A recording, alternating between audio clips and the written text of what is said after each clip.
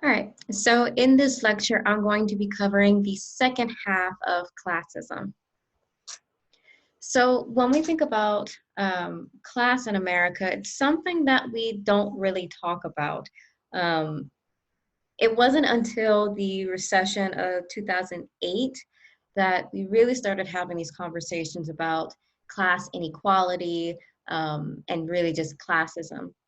When we do discuss class, it tends to be a conversation killer, but there are exceptions to the rule.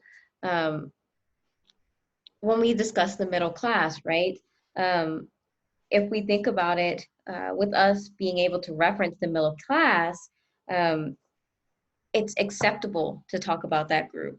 Um, and it mutes class difference. So when let me go back. Um, so we see a lot of references to the middle class by politicians that are basically designed to capture the attention um, of everybody, right? Um, but not only does the middle class gloss over differences, it also avoids any suggestion that there is a conflict or injustice. So basically, the discussion of the middle class is used as a way to negate class inequality, especially within America. Then we have the second assumption to avoiding class. Uh, when we are presented of, or when we're thinking about talking about the wealthy and the poor, we get glimpses of it. So, for example, in the media, right? There are presentations that are designed to be uh, the ground level view of like poor folks, right? Um, and then for the inside look of the wealthy, they're unique. Basically, to say this is what you want to avoid and this is what you want to emulate. You want to avoid being this kind of person who's living in this trailer park or who's living on the street, and you want to become the the wealthy person who is driving a Beamer, holding Louis Vuitton bags, and eating um, expensive meals every day and having access to these meals every day. So taken together, we're left with like one of possible explanations as to why folks in America don't talk about class. Basically, it's either that these distinctions are not relevant to society, or we hold a certain set of beliefs that are completely out of the reality of class differences and how they impact our lives. So that takes us to America's myths.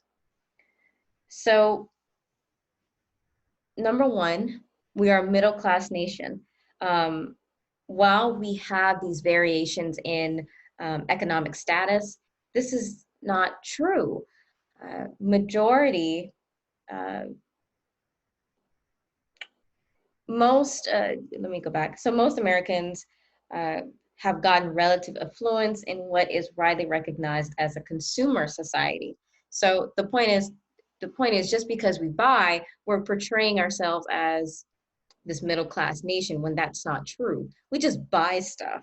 Um, and when we get to it in a minute, we'll talk about what America really looks like. Another myth is that class does not matter. Um, whatever differences that exist in economic standing, um, they're not relevant. And basically, like the way that our democracy is supposedly set up is it provides for everyone. It doesn't matter if you're rich or if you're poor, we're all equal in the eyes of the law. Well, if you think about that, that's not entirely true either. Um, what we have seen is that there have been a lot of laws, especially when it comes to production, productivity, the corporate side, that most of the laws are very much like in favor uh, for protecting the wealthy, for protecting corporate. So taken together, when we look at our laws seeing us as equal, that's not entirely true. We live in a land of upward mobility.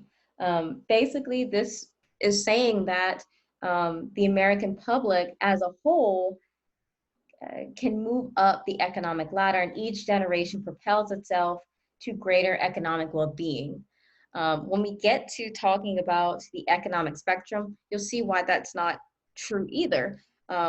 Very, very little do we see these upward mobilities for people of the quote unquote middle class and the working class folks. And um,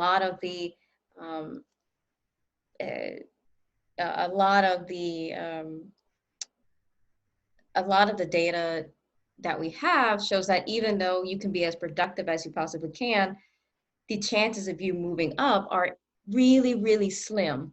But we'll talk about that a little bit later. Everyone has a chance to succeed. This is myth number 4. Within America, within US America, there's this portrayal that there's this portrayal that if you work hard, you sacrifice, you can make it in US America. You can become a billionaire. Anyone in America can become a billionaire. It's just a matter of being at the right place at the right time. Now let's think about that for a little bit, right? This is getting at the myth of meritocracy. Meritocracy is built on this assumption that everyone has a chance to succeed, and if you work hard, you pull yourself up by your bootstraps, you can make it in America. Now, we'll talk about a little bit about why meritocracy is a myth and why this myth number 4 is a myth a little bit later. But I want to get y'all thinking about these 4 different myths. Basically, this is portraying America as a place where class isn't important. We can move up and move down as in the same rate, and in order for us to continue to move up and to succeed in America, we have to work hard and make sacrifices. And when we think about class doesn't matter. Our differences don't matter. What matters is the hard work and sacrifices that you put in. That is the perspective, that is the view that America has portrayed to the world. And to be quite fair, to be quite honest, that is a false perception of America. So now we're going to talk about the economic spectrum as to why the myths that we talked about earlier are myths. So when we're looking at the economic spectrum, specifically for the rich, the richest 20% of Americans hold 90% of total household of wealth in the country. So the wealthiest 1% of the American population holds 36% of the total national wealth. That is, the top 1% own over 1/3 of all the consumer durables. So like this is houses, cars, TVs, computers, and financial assets. So like stocks, bonds, property, and bank savings. Even further, let's get into a little bit more. So according to the book, 323,067 Americans, which is approximately 1% of the adult population, they own more than 1 million annually. There are over 1,000 billionaires in the US, and more than 70 of them are worth over $10 billion each. So when we're looking at this, and let's break it down for a little bit more understanding, it would take the average American earning $49,445, and that's the median. And to be clear, that is the median income of the average American in the U.S.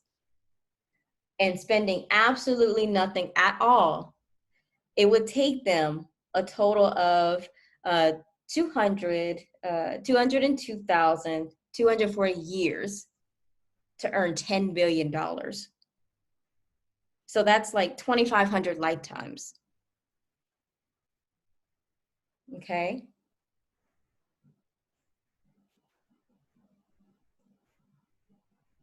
So also to note,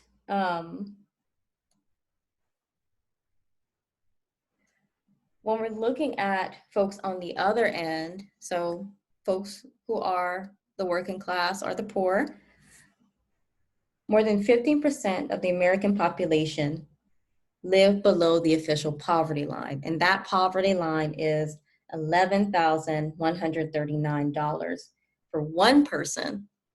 And for a family of four, it's $22,314. So if we're breaking it down, 1 of every 7 people in this country, in the United States, are poor.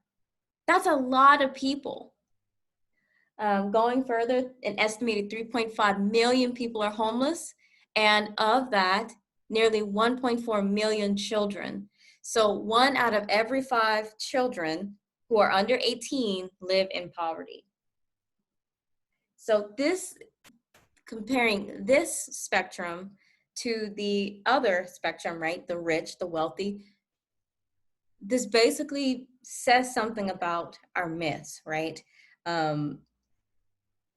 So it challenges that myth that class doesn't matter, challenges that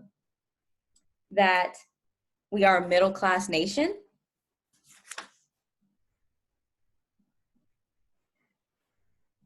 and when it comes to, if we're looking at this from meritocratic perspective, basically folks who are in this spectrum, folks who are on this side, would be blamed for them being poor.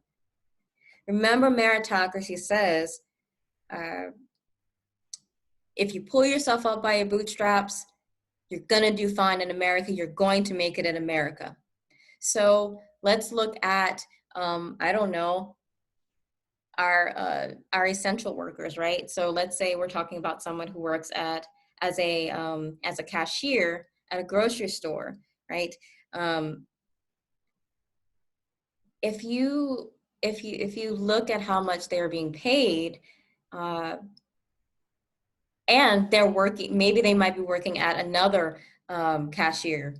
They may be working as a cashier at another place, right? And also, they might be working a third job and still not be able to make enough money for rent, and at the same time feed themselves. And at the same time, if they have kids, ooh, that's an additional cost. So they got to make sure they're paying for food for their kids. And also, you have to think about clothes. You have to think about utilities. You have to think about cable. You have to think about cars, right? Insurance. Oh, you have a broken tire. Well, too bad. If you're not able to get to address all of these problems, then you're not working hard enough. And you got 3 jobs. Can you imagine how invalidating that is? So taken together, you can work as hard as you want, as you can be as productive as you possibly can, and still not move up. So meritocracy, I want to be very clear, is a way to stigmatize a person who is experiencing systemic oppression related to classism. So I'll be very clear about that. So now we're going to look at the middle class. So we portray, I say we, but America portrays itself as a middle class nation, right? Well, when we look at it, the middle class actually hold a very small amount of the nation's wealth. And to be honest, I say to be honest, but according to the data, it's declining. So the gap between the rich and the poor And the rich and the middle class leaves, leaves people at a very, leaves a large amount of people in America at a great disadvantage. 80% of the population, so 4 out of every 5 Americans, is left sharing a little more than 10% of the nation's wealth. The income gap between the very rich, so the top 1%, and everybody else has more than tripled over the past 3 decades, creating the greatest concentration of income since 1928. So the big picture is, this is what it looks like as a whole.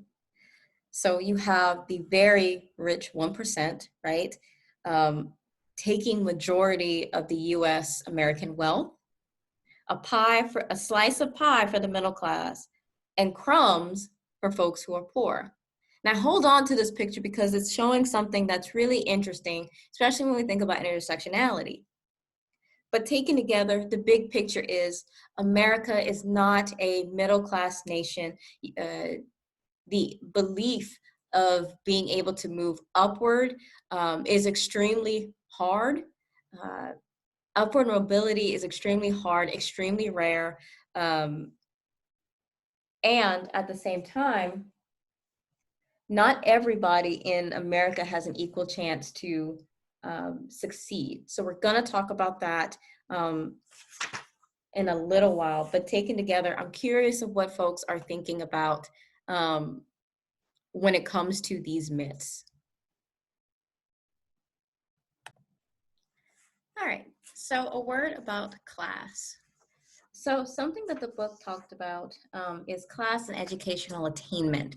So school performance, so this includes your grades, your test scores, and educational attainment is really like the level of schooling that you've completed to this point. We have noticed that school performance and educational attainment are strongly correlated with economic class. So what does this mean, Caitlin? When we look at correlations, right, correlations just provide us information about the relationship about 2 variables or 2 or more variables, 2 variables specifically. So when we're looking at economic class and school performance, so as economic class increases, so if you're in the higher economic classes, school performance is also, we notice that there's greater grade and test scores, and also greater levels of schooling. Now, what that's not saying, remember, correlation is not causation, right? We just noticed that these 2 are correlated, that these are correlated with economic class. So it's something that it's important to recognize when it comes to class and educational attainment is that depending upon the economic class that a person is in, they are there is a correlation between certain levels of schooling and school performance, and that makes sense if we think about it. So students from upper class families were twice as likely to obtain training beyond high school and 4 times as likely to attain a postgraduate degree. And we see this pattern continue today, but there are just 2 big changes. So the odds of getting into college have improved for folks who are of the working class. So remember, right, when we talk about, historical,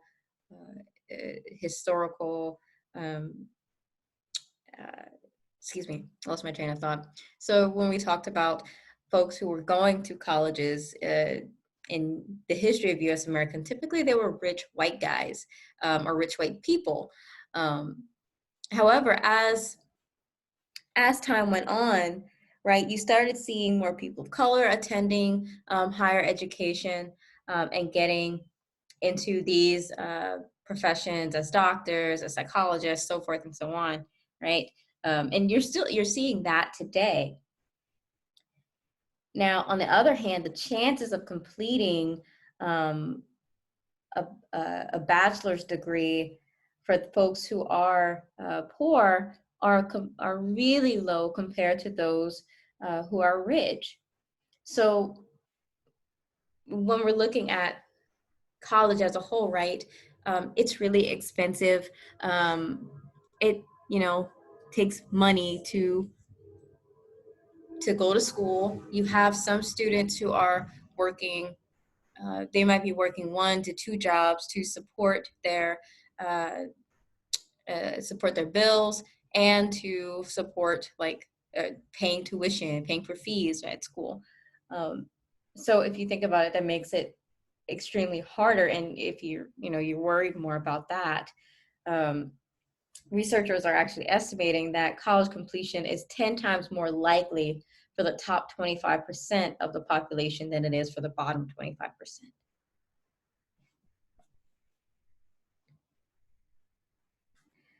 What we have noticed too, and if you haven't if you haven't guessed it from the data that I was showing you, class mobility in the United States is lower than the rest of the industrialized world.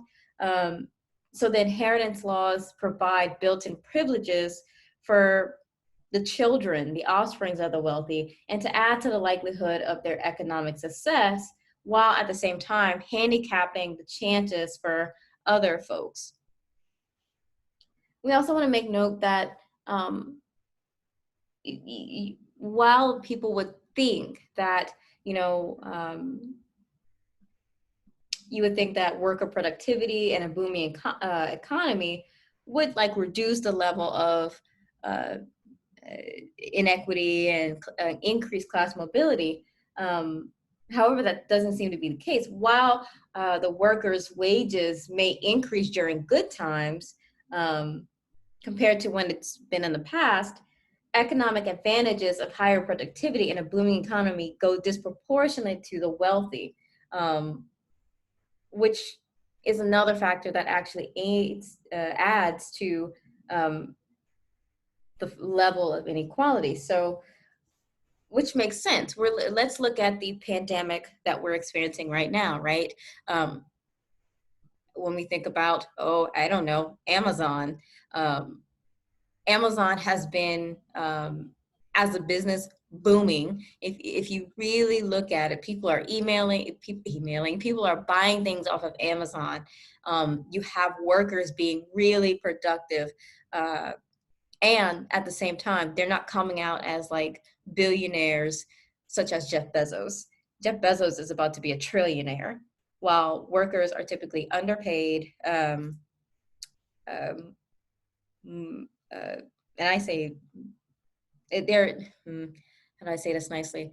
Workers are typically underpaid. The conditions of work may not be the best. So taken together, just because you have productive workers, that doesn't necessarily mean that you're going to decrease that inequity and increase class mobility. If you look at capitalism as a whole, right, capitalism is built on this um, private ownership and control of commercial enterprises, and it's driven by the need to produce a profit for the owners. So if you have enhanced productivity for the workers, they might get slight increases in pay, but that productivity disproportionately aids to the owner. So when we're looking at capitalism, keep that in mind. Class inequality is there in the good and the bad times. And I think this is something that we're moving towards, right? Um, while most Americans like rely on their wages and salaries, the rich basically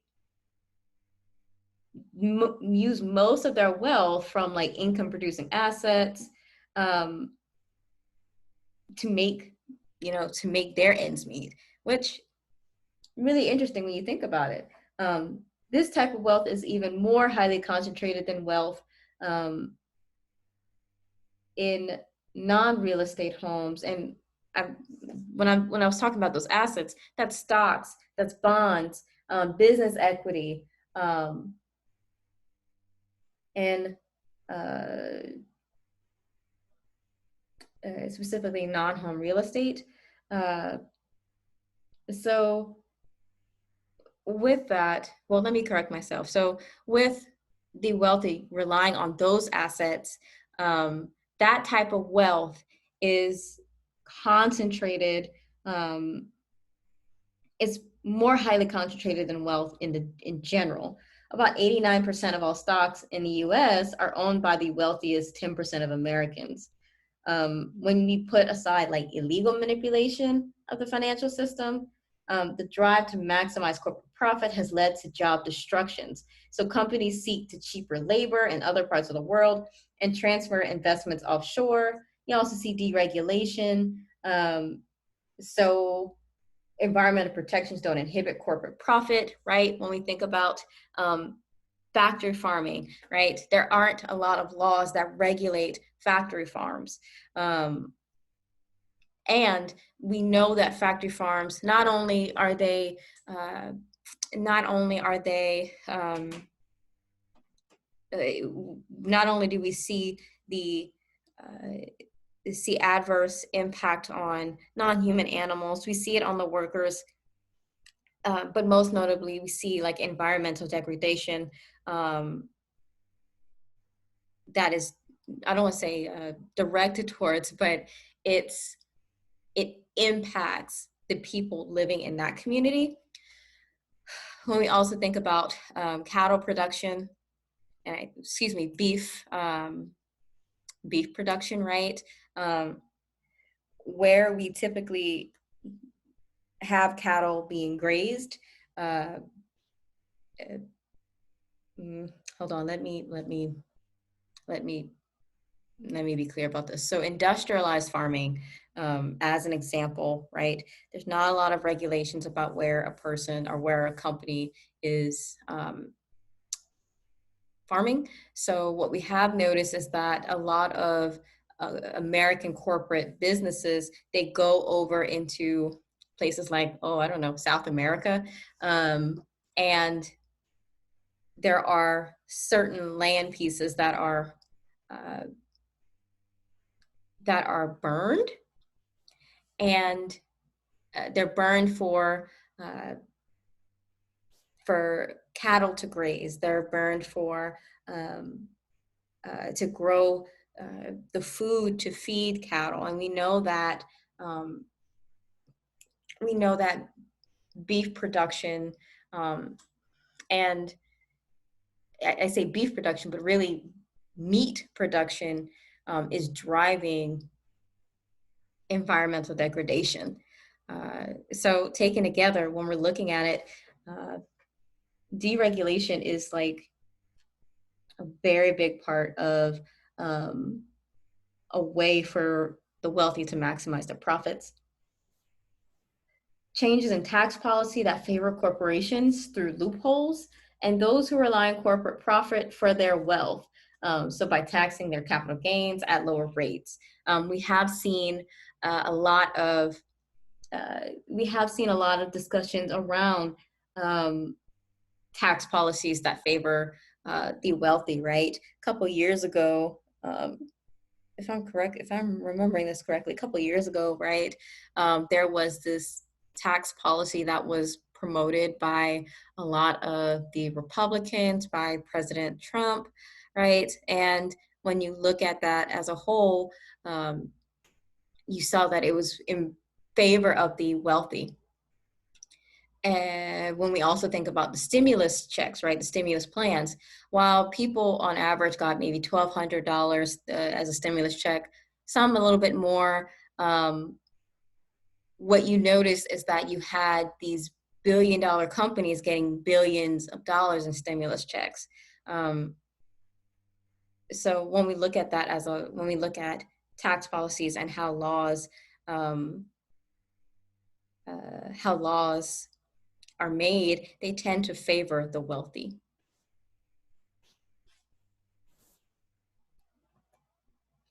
So spheres of oppression. So something that is really important to talk about is the ways in which classism intersect with other identities. So gender and race as an example. Um, so the class structure in the United States is basically a function of the economic system, which is capitalism. And we know capitalism is a system that is based on private ownership and control of commercial enterprises, and they're governed by the need to produce profit instead of fulfilling societal needs.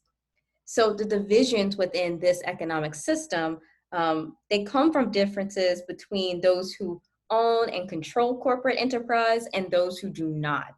Um, we also see that racial and gender domination um, are other forces that hold people down. But when we're looking at these different types of oppression, they operate in a parallel, or there's multitude of parallels.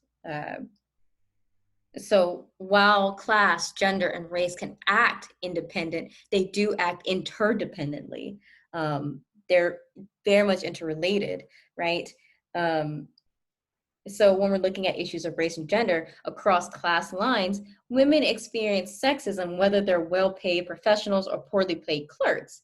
Um, so women are also, they're not only are they subjected to stereotypes and sexual harassment, they face discrimination or are denied opportunities and privileges that men have. Similarly, a wealthy Black man, wealthy Black woman, they face racial oppression. They're subjugated to racial slurs, denied opportunities.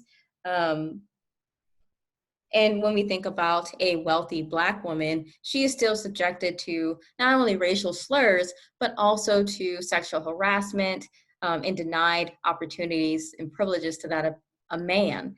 So it's really interesting to see how that works, how these different oppressions are very much interrelated. Now, at the same time, the experiences are differentiated along class lines. So although folks are in subordinate positions when we're looking at white men, the particular issues that that confront women and people of color may be very different depending upon that position in the class structure. So for example, a white woman who is a CEO um, compared to a uh, compared to um, uh, a Black woman who is a medical doctor. Okay, so while both are women, both are women, right? We still see the variations in treatment, or we would still see the variations of treatment between a white woman identified CEO and a Black woman identified medical doctor.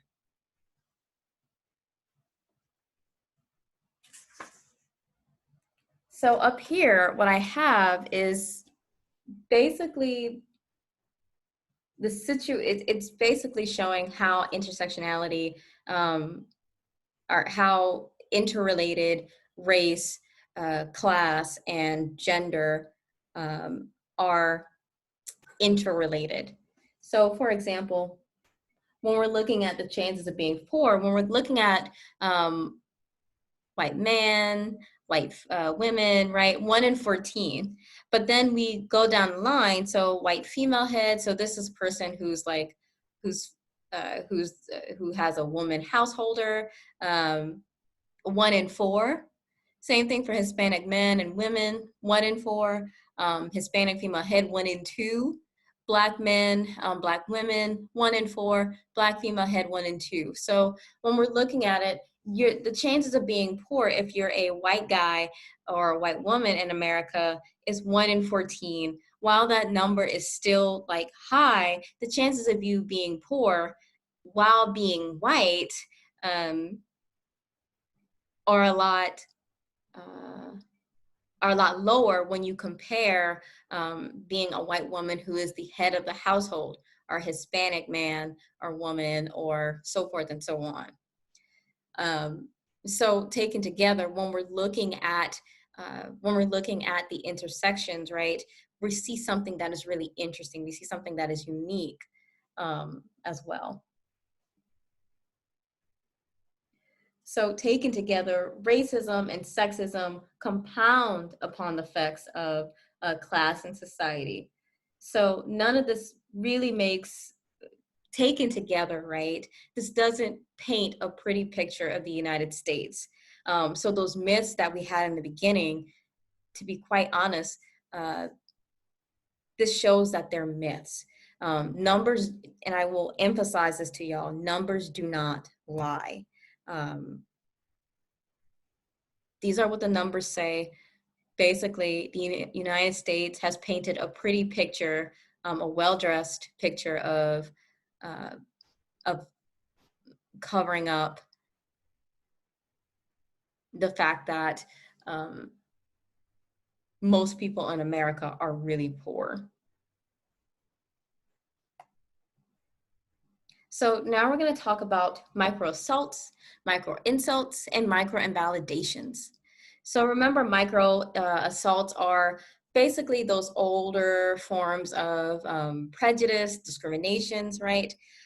So there might be use of overt class references to describe a person that favor, or these words, these references favor provide a favorable evaluation or unfavorable evaluation that describes a person. So one term as being classy, right? Our high class, our class act, that's being used in a complimentary fashion. Or when we're describing someone as low class, low rent, it's used to discredit that person. We've also seen some historical We've also seen specific intersections with different identities. So name calling directed towards poor white Americans. So we've had the term white trash, redneck, hillbilly, right? So although it is generally derogatory, redneck is a label that poor and rural white folks may embrace to convey a defiant attitude. So Gretchen Wilson, in her country song, Redneck Woman, right? That's used as a way to, within that song, that term redneck is used to show, to convey, defiance, and not acceptance, but a retaking of that term for those who are considered quote unquote redneck. Now, white trash, on the other hand, that is a label that corresponds to the social bottom of the class spectrum and is used to convey disgust and contempt. And then hillbilly, hillbilly has regional connotations and encompasses the complexity of Appalachian Mountain heritage. So there's distinct traditions of music, food, and art, and love the land, which is frequently experienced against a backdrop of poverty and social isolation. When it's used in micro assaults, it refers to characteristics like laziness, superstitiousness, lack of intelligence, and illiteracy in those who are targeted. Now, micro insults, these are more of the communications that a person receives, and the messages are a little bit more subtle. And they do tend to be outside the awareness of the perpetrator. So these demeaning messages, right? So let's say you have a person who is wealthy and they're with a person who is working class. That wealthy person may offer hand-me-downs as pity, like, oh, let me give you some of my stuff. As just as an example, right? Also, the denial of engagement for people with working class because they might have the wrong shoes or they might have the wrong type of clothes. Oops, let me go back. Another big one that some folks really don't consider, right? When rich folks, whenever a working class person, they may leave they leave their home. A wealthy person may recount their silverware. That's just, or reset their silverware. So that's just another example. They may also like not eat that person's food as well. So taken together, micro insults, these are more subtle and tend to be outside the perpetrator's awareness. If you've seen Little Fires Everywhere, if you read the book, um, there's a lot of micro insults um, that also intersect with race, right? When Reese Witherspoon's character offers Kerry Washington's character to uh, live in like their little cabin or their cottage, right? Um, and we've seen we not only did we see passive racism, we also saw very passive classist micro insults. Micro invalidations. So basically, this goes to the broader experiences of negating or demeaning the lived experience of poor and working class folks. And this is streamed into the the popular culture via the media, focusing on the middle class and wealthy folks. When we think about fashion and lifestyle programming, right?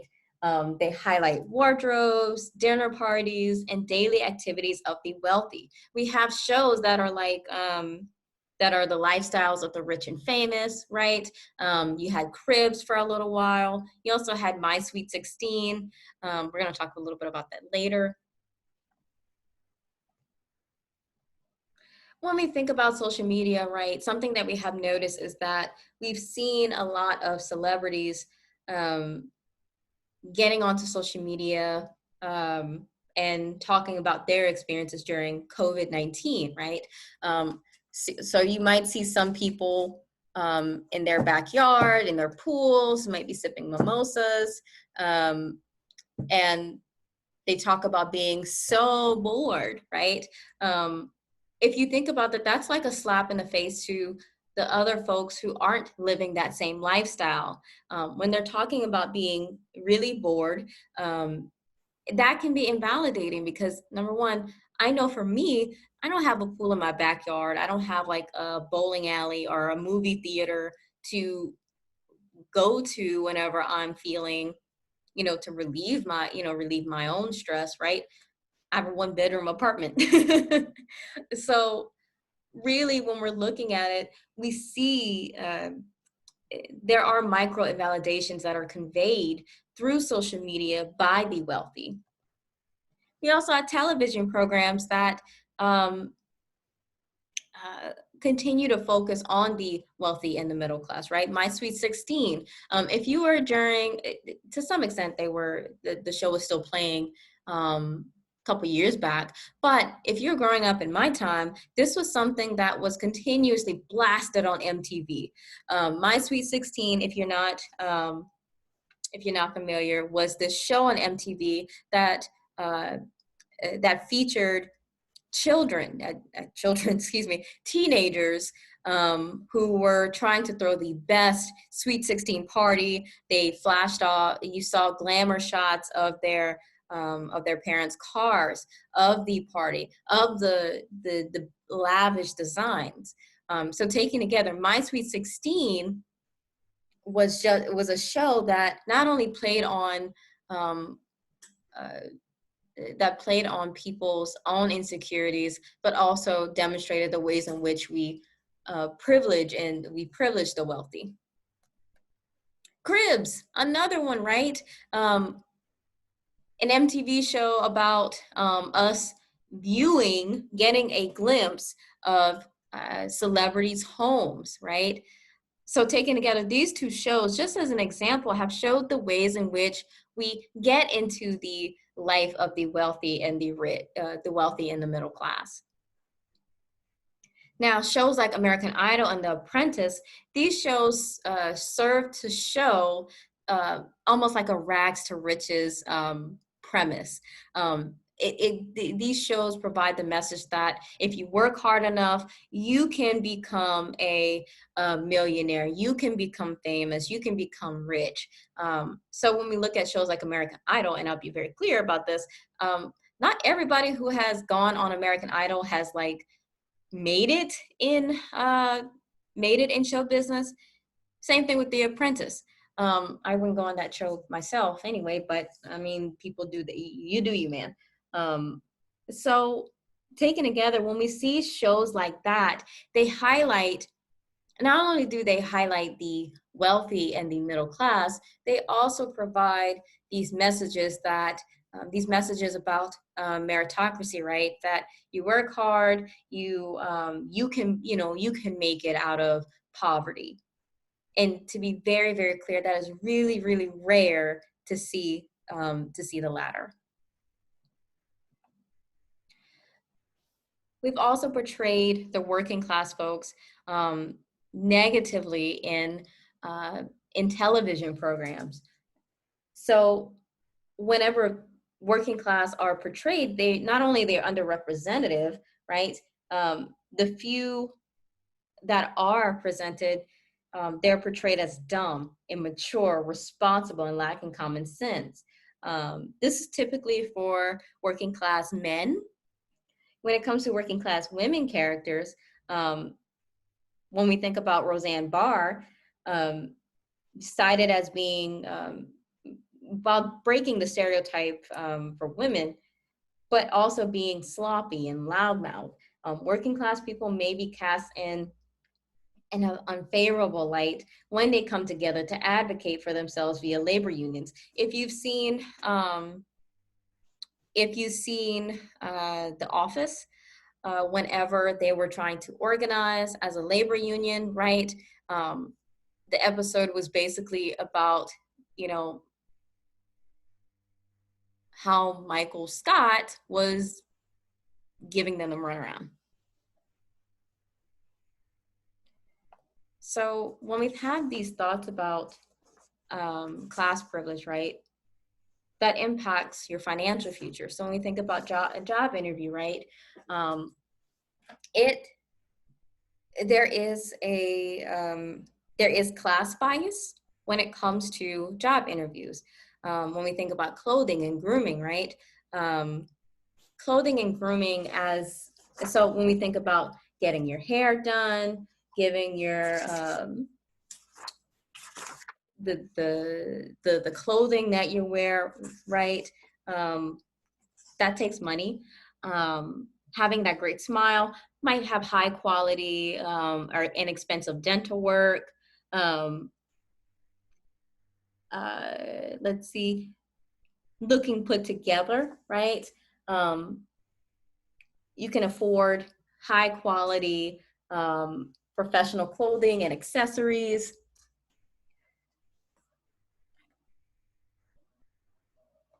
When we think about references, right? A person having great references and also being very well spoken, having to be able to rely on or having been able to call on connections from powerful social networks, right? A person having impressive resumes, that's more so reflective of being able to take unpaid internships to build job experience, right? High GPA, able to focus on studies without having to support yourself or your family, right? Speech, so being so polite, being taught upper class manners, so to speak. Powerful social networks, right? With these social networks, these are like these exclusive formal associations, and with these, you can have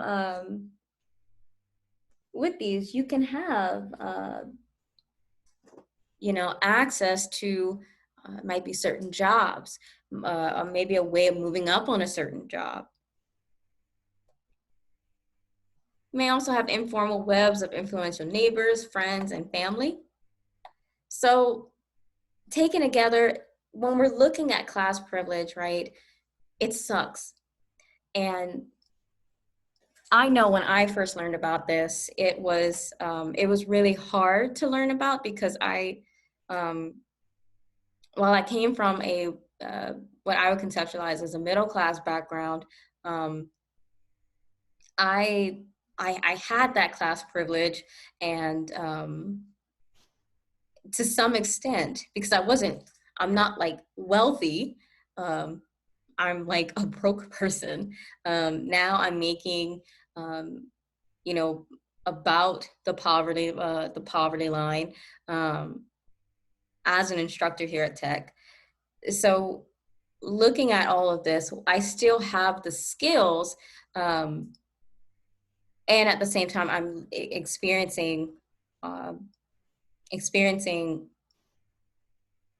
a lot of stuff related to class, right? Um, when we talk about class, it creates a lot of difficult emotions for people. Remember, we're going back to the beginning of the slide. You don't talk about class. It's something that you don't talk about. You don't talk about how much money you make with your coworkers. You don't talk about the schools that you went to, right? That's kind of like taboo. And it can be really upsetting. And I'm curious, curious what folks are feeling. However, I'm here to tell you there's more.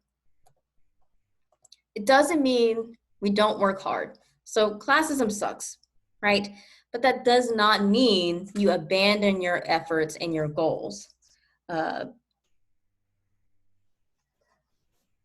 It just shows that the history of how we got where we are is just complicated.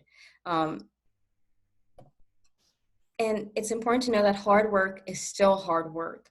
So whether you're a person with class privilege or a person with little to no class privilege, hard work is still hard work. And fabulous is still fabulous, okay? So taken together, what this doesn't mean is that you completely say that all of this was due to this type of oppression. If you're on the working class side, and if you're on the wealthy side, you can, saying that, oh, it's all because I knew these people, or so forth and so on. To some extent, you put in the work, and that's for both sides. You put in the work. One just got more help than another. Does that make it fair? No, but hard work is still hard work, and it's important to remember that as well. So keep that in mind when you're moving through your own stuff with this lecture. Another big one, and I will always like make reference of it: advocate, advocate, advocate.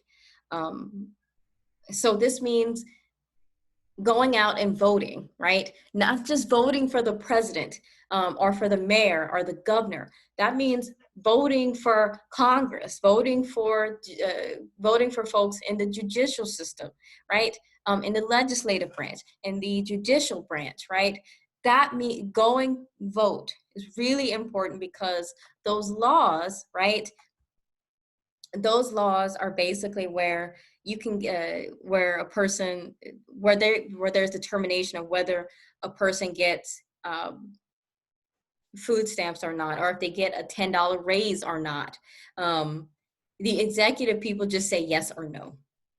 So it's really important to go out and vote. Public policies can benefit everyone. So taken together, we talked about a lot of different things in this lecture. We talked about class in American classism in America. We talked about America's myths, as well as the ways that class privilege intersects with race and gender.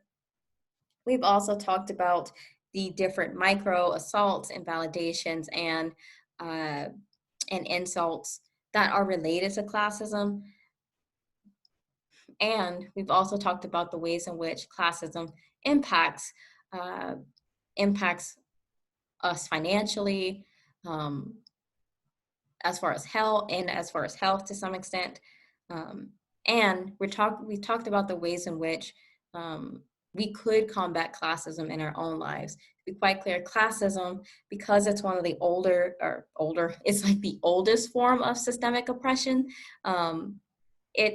just because it means that it's harder to fight, it doesn't mean it's not impossible.